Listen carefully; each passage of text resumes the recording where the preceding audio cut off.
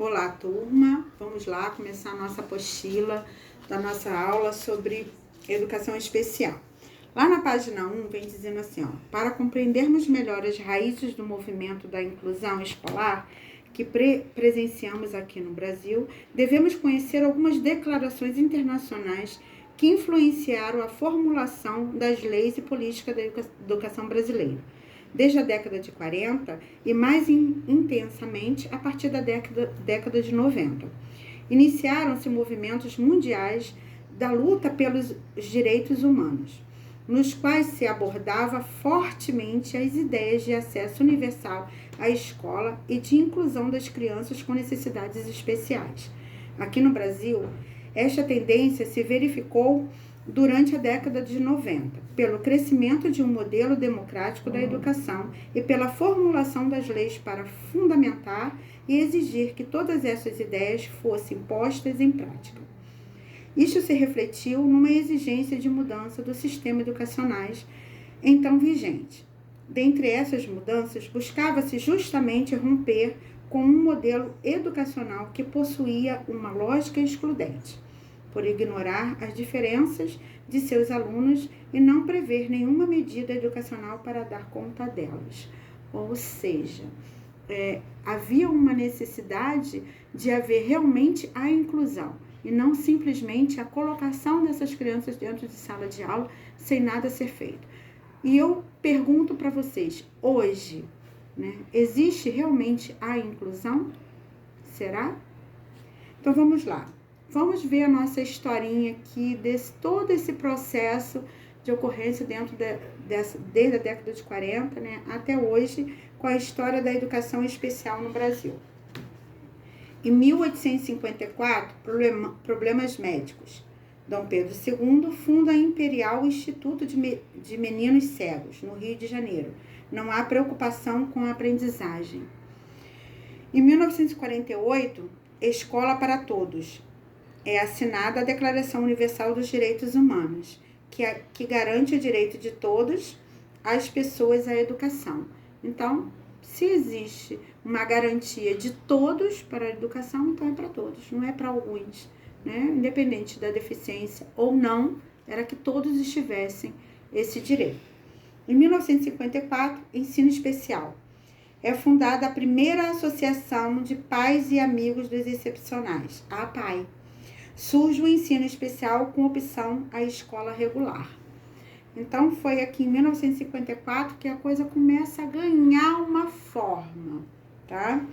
Em 1961, a LDB inova, promulgada a Lei de Diretrizes e Bases da Educação Nacional, a LDB, que garante o direito da criança com deficiência à educação, de preferência na escola regular.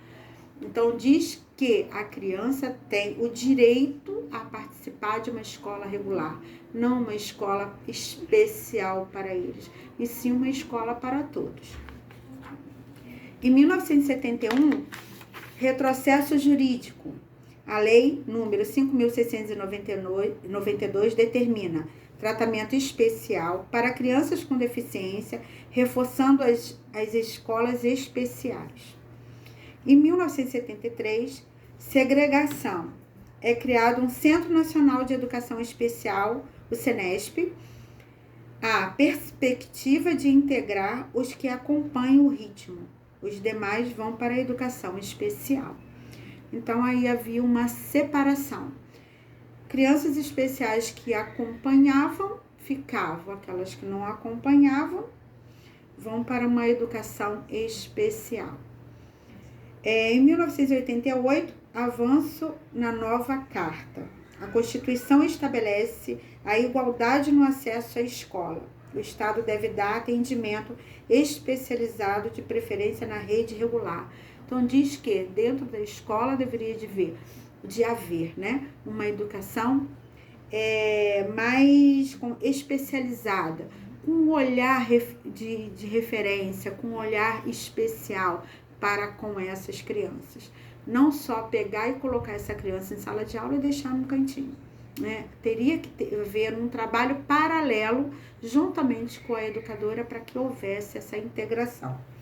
Em 1989, agora é crime, né? Aprovada a lei número 7.853, que criminaliza o preconceito. Ela só seria regulamentada 10 anos depois, em 1999. Em 1990, o dever da família. O Estatuto da Criança e do Adolescente, o ECA, dá a pais ou responsável a obrigação de matricular os filhos na rede regular, independente se ele tem deficiência ou não, né? Se ele tem alguma especificidade ou não. A lei diz que é obrigatoriedade daquele responsável, pais ou familiares, que colocasse essas crianças na rede regular de ensino. Direito universal. A Declaração Mundial da Educação para Todos reforça a Declaração Mundial dos Direitos Humanos e estabelece que todos devem ter acesso à educação. Em 1994, influência externa. A Declaração de Salamanca define políticas, princípios e práticas da educação especial e influi nas políticas públicas da educação. Mesmo ritmo. A Política Nacional da Educação Especial condiciona o acesso ao ensino regular àqueles que possuem condições de acompanhar os alunos ditos normais. Então, a Política Nacional diz que o ensino regular aqueles que possuem o mesmo ritmo dos normais. Então, aquele que não acompanhava o mesmo ritmo estava fora do padrão. Em 1996, a LDB muda só na teoria. Nova lei atribui às redes o dever de assegurar currículo, métodos, recursos e organização para atender às necessidades dos alunos. Então, começa a ver, a LDB diz, né, para mudar alguma coisa, assegurar neste currículo, né, escolar, métodos e recursos, metodologias de ensino, recursos pedagógicos para atender essas necessidades. Em 1999, decreto de 3.298, é criada a Coordenadoria Nacional para a Integração da Pessoa Portadora de Deficiência e define a educação especial como ensino complementar. 2001, as redes se abrem. Resolução, né, o CNE-CEB2 divulga a criminalização da recusa em matricular crianças com deficiência. Cresce o número delas no ensino regular. Ou seja, antigamente havia muitas recusas. Os pais iam matricular essas crianças quando a direção, a escola via que essas crianças tinham alguma deficiência, diziam logo, aqui não tem vaga. Quando abre, né, essa rede se abre em 2021, diz que a escola não pode haver uma recusa desses alunos, então cresce o número dessas crianças, ou seja, não só dessas crianças especiais, mas também aquelas que não ainda possuem laudos, ou seja, tem crianças que têm laudos da sua especificidade e tem outras que não têm, e estão em sala de aula. Direito. O Brasil promulga a Convenção da Guatemala, que define como discriminação com base na deficiência o que impede o exercício dos direitos humanos. Em 2002, formação docente. Resolução CNE/CP1 define que a universidade deve formar professores para atender alunos com necessidades especiais. Ou seja, professores formados e com uma base curricular para poder atender essas crianças com deficiência. Libras, reconhecida na Lei número 10.436/02, reconhece a língua brasileira de sinais como meio legal de comunicação e expressão. Braille em classe, Portaria 2.678, aprova normas para o uso, o ensino, a produção e a difusão do Braille em todas as modalidades de educação. Em 2003, inclusão se difunde. O MEC cria o Programa de Educação Inclusiva, Direito à Diversidade, que forma professores para atuar na disseminação da educação inclusiva. Em 2004, diretrizes gerais. O Ministério Público Federal reafirma o direito à escolarização de alunos com ou sem deficiência no ensino regular. Em 2006, direitos iguais. Convenção aprovada pela Organização das Nações Unidas, a ONU, estabelece que as pessoas com deficiência tenham acesso ao ensino inclusivo. Em 2008, firma da segregação.